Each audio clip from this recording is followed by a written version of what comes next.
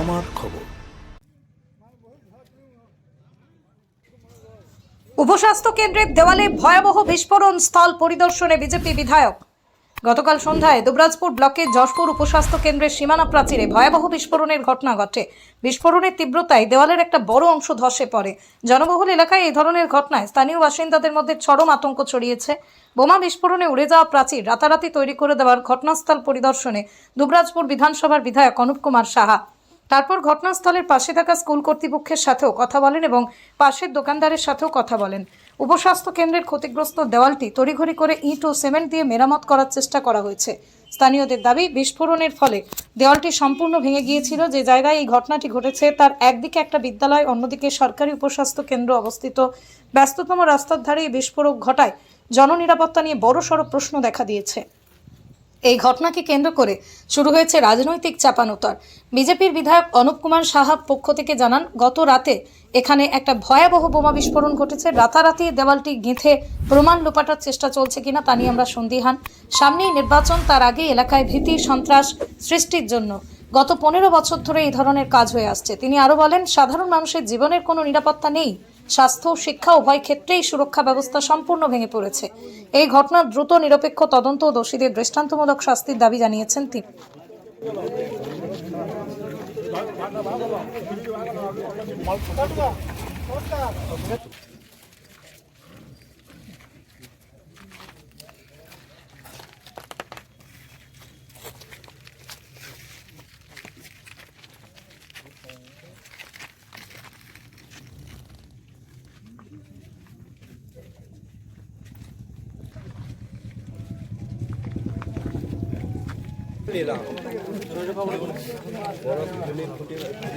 আমি বাড়ি থেকে হোস্টেল যাচ্ছিলাম ডিউটি। এবারে জাস্ট আমি নালাটা ফোন করছিলাম, ফোন করতে করে নালাটা পেয়েছি, ওই পোলটা কাছকে গিয়েছি, আর সেই টাইমটা আওয়াজ মানে বিশাল আওয়াজ। আচ্ছা, মানে কিসের আওয়াজ শুনলেন? আওয়াজ মানে বোম বাস্ট, ধোঁয়া উড়িয়ে গেল। কোথায়, মানে ঘটনাটা কোথায় হয়েছে? এইখানটাতে আমি আর আসতে পারি না ভয়ে। আমার তখন মানে স্কুলের সামনে ভয়ে তখন আমি যখন আসছিলাম বাইক নিয়ে, তখন এইখানটাতে ওই 7টার সময় এটা আওয়াজ হলো না, এটা ফুটে যায়, এটা হলো। কিসের আওয়াজ? এটা বোমার আওয়াজ। মানে ঠিক কোন জায়গাতে মানে এই ঘটনাটা ঘটে? এটা এই হাই স্কুল, এটা জয়পুর হাই স্কুল, পাচিতা হসপিটাল। কত জোর আওয়াজ পেয়েছেন? দারুণ আওয়াজ বাবা। মানে কি মনে করছেন যে এখানে বোমা মজুদ? হ্যাঁ, বোমা মজুদ করা ভরা ছিল এখানটা। কেন, মানে এই হাসপাতালে কেউ বোমা মজুদ করেছে বলে মানে কি হতে পারে এটা? হ্যাঁ, কেউ মজুদ করে রেখেছিল মনে হয়। মানে এখানে কি কোনো ঝামেলা হচ্ছে? না, ঝামেলা কোনো ঘটে নাই। এটা কদিনকারই বেটা মনে হয়, আজকে নয় নতুন। আপনি তখন কি করলেন? আমরা আসছিলাম তখন বাইক নিয়ে, নিয়ে আওয়াজ শুনে কি করলেন? আওয়াজ করে আমরা দাঁড়িয়ে গেলাম এখানে। হ্যাঁ, তীব্র, খুব তীব্র ব্যাপারে। হ্যাঁ হ্যাঁ, আমার কাছে চলে এলো মানে কি একদম মরে যেতাম। হ্যাঁ, বিষয়টা হচ্ছে বোমা বিস্ফোরণ একটা হয়েছে ওখানে, কিন্তু আমরা পরে গিয়ে শুনলাম যে ওখানে বোমা বিস্ফোরণ একটা হয়েছে। বোমা বিস্ফোরণ পরে এখন আমি সকালে গিয়ে দেখলাম যে একটা পাঁচিল নির্মাণ হয়ে গেছে, সেই পাঁচিল রং করা রয়েছে। আমি এলাকার লোকের কাছে খবর নিলাম, কারা পাঁচিল দিল, কী করলো। ওরা বলছে যে আমরা কেউ ছিলাম না, পাশাপাশি বাড়ি যারা বাড়ি দেখি নেই, এইসব কথা বলছে। হ্যাঁ, এটা তো খারাপ জিনিস যারা করেছে, যারা বোমা রেখেছে, যে এলাকার যারা দুষ্কৃতী লোক তাদেরই এইসব কাজ, তারা এসব করছে।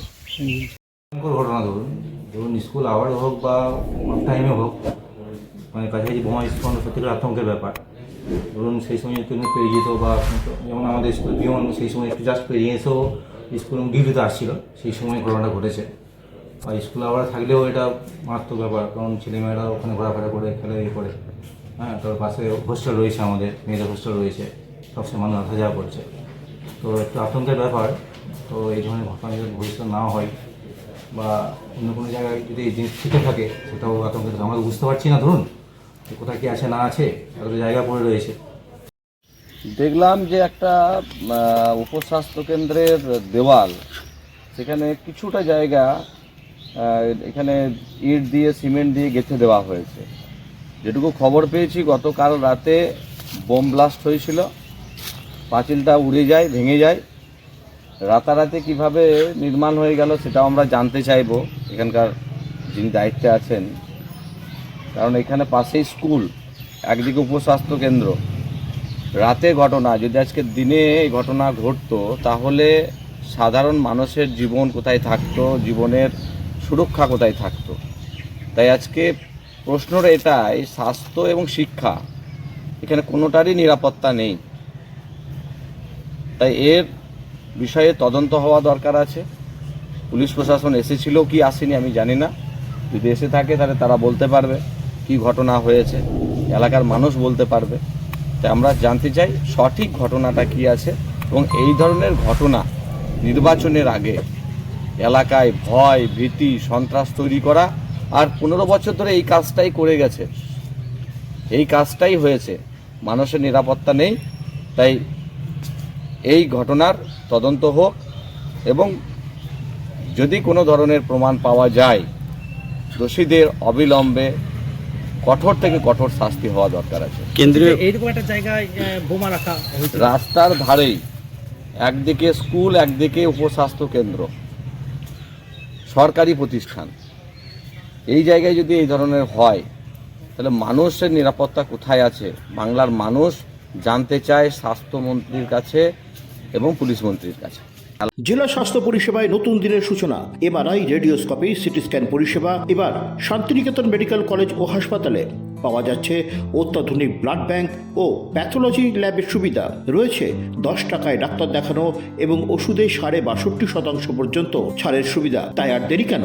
আজই আপনার প্রিয়জনের চিকিৎসার জন্য আসুন আন্তর্জাতিক পরিকাঠামো আর অত্যাধুনিক প্রযুক্তি নিয়ে গড়ে ওঠা শান্তিনিকেতন মেডিকেল কলেজ ও হাসপাতালে।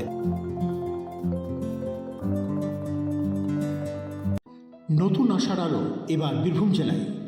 বীরভূম জেলায় প্রথমবার শান্তিনিকেতন মেডিকেল কলেজ ও হাসপাতালে শুরু হলো HPLC পদ্ধতিতে অত্যাধুনিক ল্যাফিনাইট 2 মডেলের মাধ্যমে থ্যালাসেমিয়া নির্ণয়। বিস্তারিত জানতে আজই যোগাযোগ করুন শান্তিনিকেতন মেডিকেল কলেজ ও হাসপাতাল, বোলপুর, বীরভূম। দেখতে চোখ রাখুন আমাদের ফেসবুক ও ইউটিউব চ্যানেলে।